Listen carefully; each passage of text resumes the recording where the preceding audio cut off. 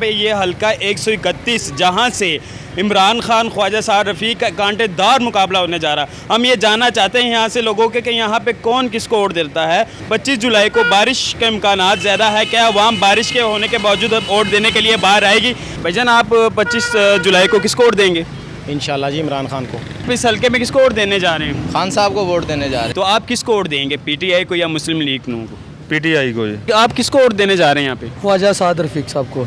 जी भाई आप? शेर सारफी को। अगर आपका वोट बनना होता तो आप किसको देते? शेर को। वो वोट आप किसको देने निकले? शेर को।